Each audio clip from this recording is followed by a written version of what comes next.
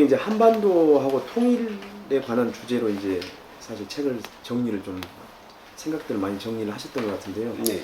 이게 이런 주제로 좀 책을 낸 특별한 혹시 뭐 계획이나 이유가 있으셨던가요?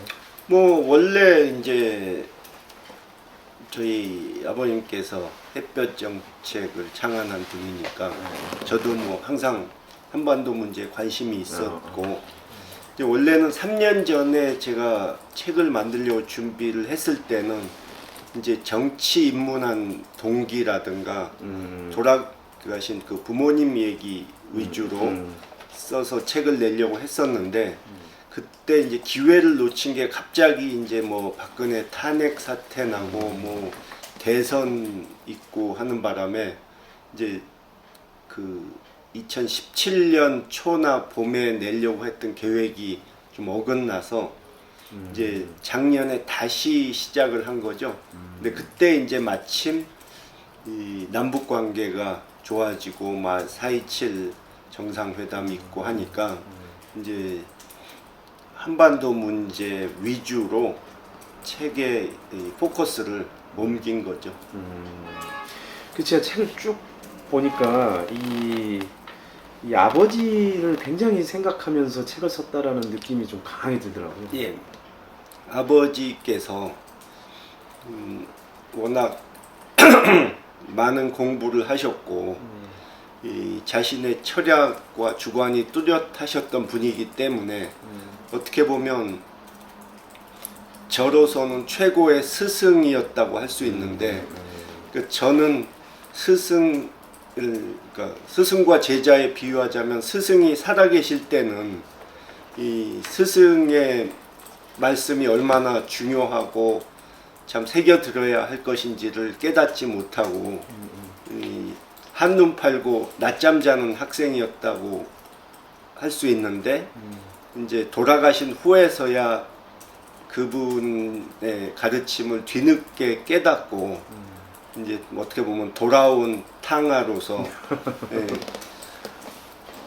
뒤늦게 이 아버지께서 남기셨던 이 정신적 유산을 하나하나 다시 되새기면서 다시 한번 그분이 얼마나 이 한반도 평화와 안정과 이 동북아 전체에 있어서의 이 공동 번영에 대해서 이 깊은 이 연구를 하셨는지 또 우리나라가 이 지정학적으로 굉장히 강대국에 둘러싸여서 이 굉장히 어려운 입장에 처해 있는데 어떻게 해야 어떤 외교적 노력을 해야 그 상황을 우리에게 유리하게 바꿀 수 있을지 그 고민을 평생 하셨다는 것을 제가 좀 뒤늦게 깨닫고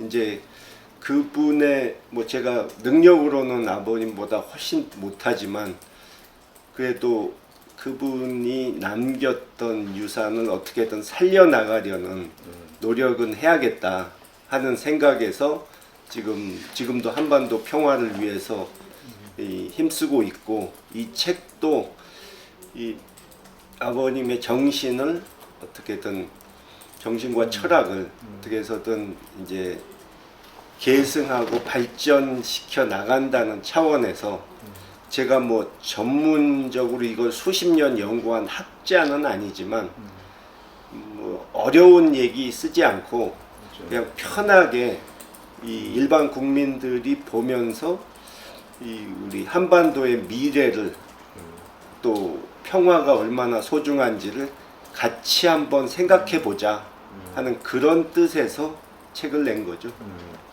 그러니까 이 아버지 유산 얘기를 하셨는데 사실 아버님은 예. 정치가이기도 하셨지만 예. 기본적으로 사실은 또 통일운동가기도 하셨거든요. 굉장히. 그렇죠. 예.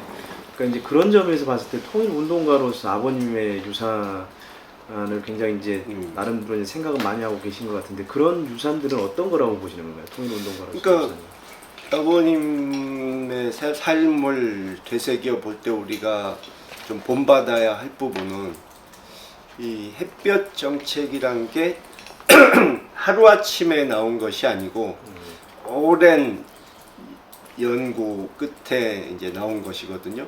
근데 그 기원은 역시 1950년에 이제 전쟁이 나가지고 그 당시에 아버지도 사업가였기 때문에 그 당시 이제 해운업을 하면서 목포에 이제 뭐 경찰이나 이 해군과 협조했다는 이유로 전쟁 때 이제 거기 목포에 진주했던 인민군들한테 잡혀가서 사형당하기, 총사령을 당하기 일보 직전에 이제 간신히 살아나셨거든요. 그런 경험을 하고 나서 보통 그 당시에 그런 끔찍한 경험을 한 분들은 그렇죠. 이제 이 북쪽 사람들에 대한 증오심을 키우고 아주 극우적인 쪽으로 변해버린 사람들이 많은데 아버지께서는 그런 이 트라우마를 오히려 긍정적인 방향으로 그러니까 동포에 대한 사랑, 평화에 대한 사랑으로 승화시켜서 어떻게 하면 우리가 다시는 동족상잔의 비극을 겪지 않고 평화롭게 살 수 있을까, 그것을 연구하셔서 나온 것이 햇볕 정책이죠. 근데 햇볕 정책은 일반인들은 그냥 북한만 생각하고 이 연구하신 걸로, 또 그냥 쉽게 단순하게 북한에 대해서 물자 좀 퍼주면 북한이 우리 말을 잘 들을 것이다 하는 단순한 생각에서 나온 걸로 오해를 하는데, 사실은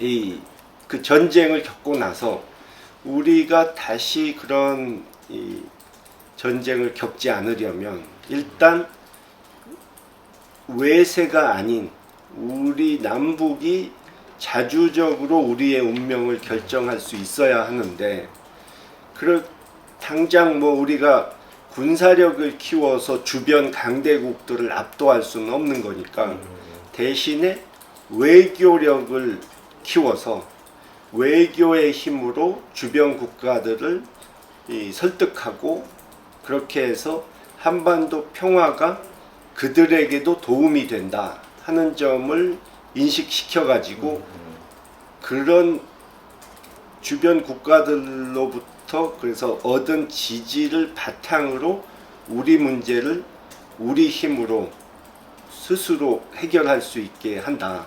우리가 주도권을 잡는다 하는 것이 이제 햇볕 정책의 기본 정신인 거죠.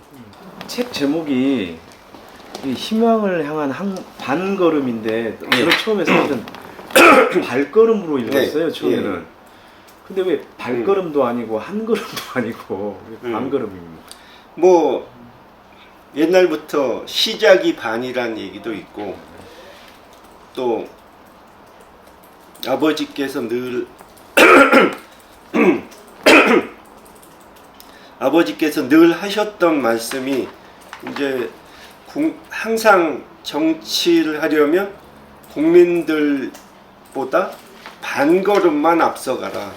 그러니까 국민들보다 너무 앞서가면 국민들이 따라올 수가 없고, 아무리 좋은 생각을 갖고 있더라도 너무 시대를 앞서가 버리면 국민들이 따라올 수가 없고, 그렇다고 국민들은 앞서가는데 그것을 따라가지 못하고 뒤에 있으면 시대에 뒤처진 사람이 돼버리기 때문에 국민들과 함께 가되 반걸음만 앞서서 이끌어가라 하는 말씀을 항상 하셨거든요.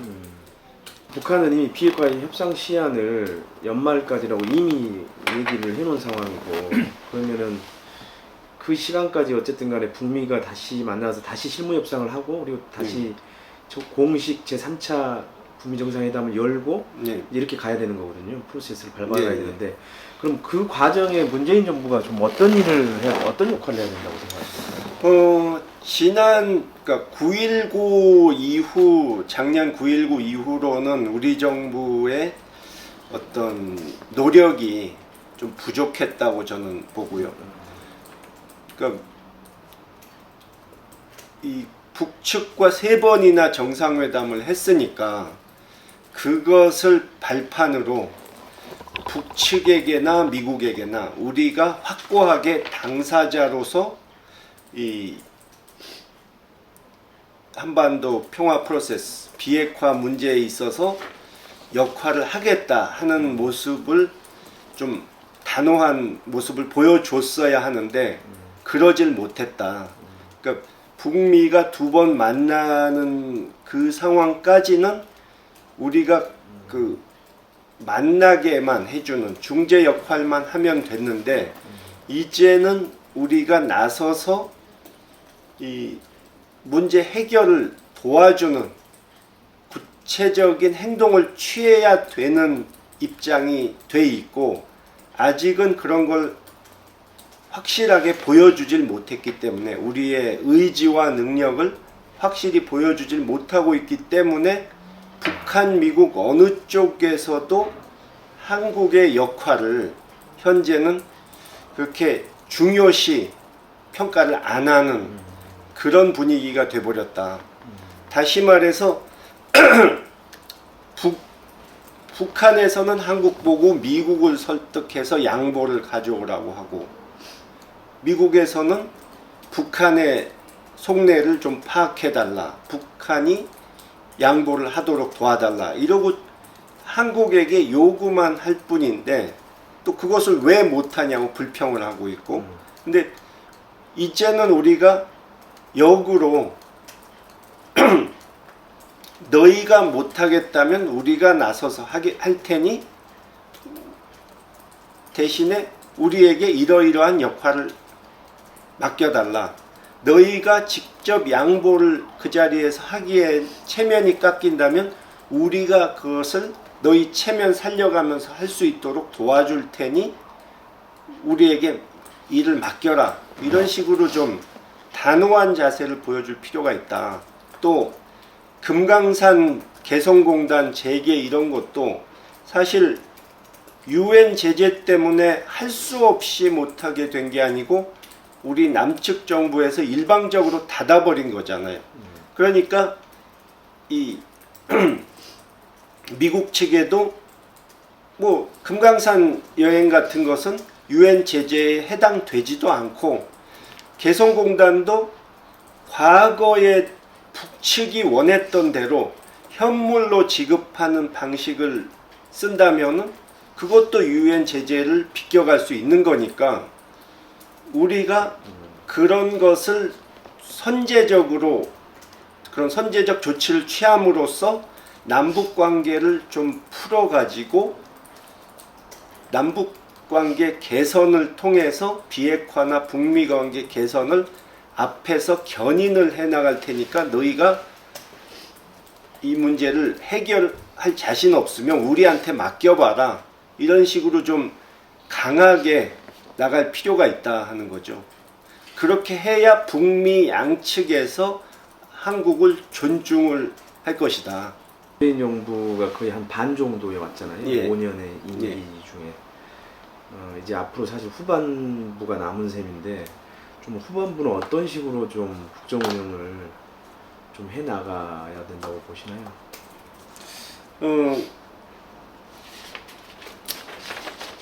아직 이제 개혁 작업이나 적폐청산 부분이 완수되지 못한 것이 많기 때문에 사실은 집권 초 한 1년 집중적으로 그것을 강도 있게 했어야 되는데 좀 미흡했죠. 그래서 그래도 국민에게 한 약속이니까 그 부분을 마무리 지을 수 있는 노력을 해야 되고 특히 이제 경제 민주화, 재벌 개혁 이런 부분이 많이 아직은 미흡하니까 그런 부분도 어떤 성과를 낼 수 있어야 할 것이고 제일 중요한 건 역시 이제 한반도 평화 체제 구축을 이 정권이 끝나기 전에 어떤 한반도 평화 체제가 만들어져 가는 모습은 최소한 보여줄 수 있어야 한다. 또 다음 정권이 되면 어떻게 상황이 변할지 모르니까 돌이킬 수 없게 불가역적으로 평화체제 구축의 길로 가도록 만들어 놔야죠. 나머지 2년 반 남은 기간에.